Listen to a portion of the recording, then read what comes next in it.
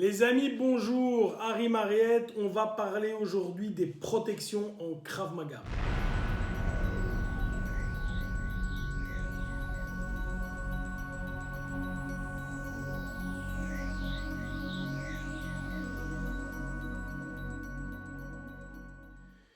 Alors, voilà, les protections, il y a des choses qui me font rire, parce que quand je donne cours, il y a toujours une protection que tout le monde a, c'est la coquille.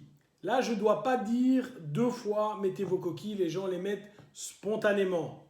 Pourquoi? Parce que tout le monde est tout à fait conscient que si le gars touche un petit peu, même s'il n'a pas fait exprès, ça va faire très mal. Et effectivement, ça fait très mal. Par contre, il y a toute une série de protections qu'on ne met pas. Je prends protège-dents, protège-tibia, gants. On ne les met pas et je vais quand même un peu expliquer à quoi elles servent et pourquoi il faudrait les mettre de temps en temps. Il y a pour moi la protection numéro 1, c'est le protège-dents. Alors normalement, vous avez 20, 25, 30 dents dans la bouche. Hein. Vous avez plus que 2 dents hein, pour faire un rapport à ce qu'il y a en dessous. Donc si le gars vient, et normalement les gens s'entraînent point nu, s'il te touche à la lèvre, même s'il ne te casse pas de dents, la lèvre va toucher tes dents sont saillantes, tu vas être ouvert, la bouche s'infecte, tu vas parler et pendant 3-4 jours tu auras une boursouflure à la lèvre qui en plus, c'est pas esthétique, mais en plus ça fait mal. Donc c'est bête. Pire, si quelqu'un vient, il touche un petit peu, il suffit simplement qu'il y ait un os qui touche une de tes dents de devant et elle casse. Alors oui, tu vas me dire, je suis assuré. By the way, les assurances se prémunissent contre ça et n'assurent pas les dents si tu n'avais pas une protection. Donc là, tu vas être ennuyé. Et je tiens quand même à dire que si tu dois te mettre un implant dentaire ou des choses comme ça, c'est plein d'argent. Et esthétiquement, une dent de devant qui te manque, c'est moyen. Donc, quand je regarde le coût d'un protège-dents, je sais pas, ça coûte 5, 10, 15 euros, 20 euros. Quand je vois le coût que coûte une dent, ça vaut peut-être la peine de le mettre. Oui, mais j'ai besoin de vomir, machin, etc. Fais comme tu veux, mon ami. Mais si tes dents cassent, il ne faudra pas venir te plaindre. Et les dents vont casser quand? Toujours au moment où on ne s'y attend pas, évidemment. Quelqu'un qui te cogne. Moi, je me suis cassé un bout de dent. Ma tête je suis tombé. C'est ma dent de dessus qui m'a cassé un bout de dent de ma dent d'en dessous. Donc c'est mes dents qui m'ont cassé les dents. Donc c'est stupide. Donc les amis, faites attention à ça. Mettez vos protège-dents. Même si vous êtes à l'échauffement, mettez votre protège-dents. L'autre truc, c'est le protège-tibia. Dès qu'on va travailler low kick, défense contre low kick, vous allez arriver tibia contre tibia. Alors évidemment, en rue, on n'a pas de protège-tibia avec soi ou...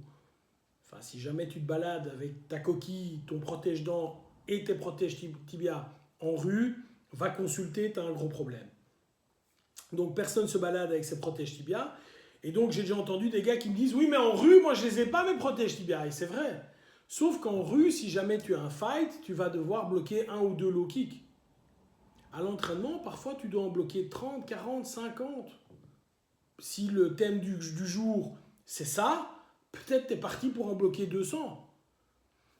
Tu as compris que 200 petits coups, os contre os, bien à la fin, tu vas avoir des hématomes, tu vas avoir mal, et objectivement parlant, c'est bête. Il n'y a aucune raison. Il n'y a aucune raison de sortir dans l'entraînement en disant j'ai mal alors que j'aurais pu ne pas avoir mal. Je trouve ça bête. Les gants maintenant, également, lorsque tu fights, moi je dis aux gens, toujours lorsque vous fightez, au corps vous touchez. Ça, au corps, low kick, machin, tout ce qui est en dessous de la tête, tu peux y aller, tu touches. Si on n'est pas, c'est pas de la danse non plus. Mais lorsque tu te frappes au visage, tu gardes la main ouverte. Mais même la main ouverte, si tu viens avec un dekento dans le visage, ça blesse. Donc, nous travaillons au syndicat M avec des gants de style MMA. Pourquoi?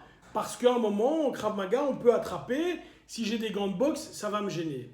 Mais investissez dans les gants et travaillez avec ces gants. Ça vous permettra de toucher les gens au visage. Et ça permettra également que celui qui qui est touché se rend compte que de temps en temps, je me fais toucher et j'ai un vrai impact, sans être blessé, bien sûr. Une remarque également concernant les gants, leur grande utilité est lorsqu'on travaille bâton contre bâton. Vous savez comme moi que quand le bâton va frapper, vous allez devoir bloquer au niveau du bâton. Si jamais le bâton tape sur votre main, là vous risquez vraiment d'avoir les doigts cassés. C'est la raison pour laquelle systématiquement quand je travaille bâton contre bâton, je demande que celui qui défend utilise ses gants. Comme ça, s'il y a un coup de bâton qui tombe sur sa main, il a évidemment moins mal. Les amis, investissement obligatoire.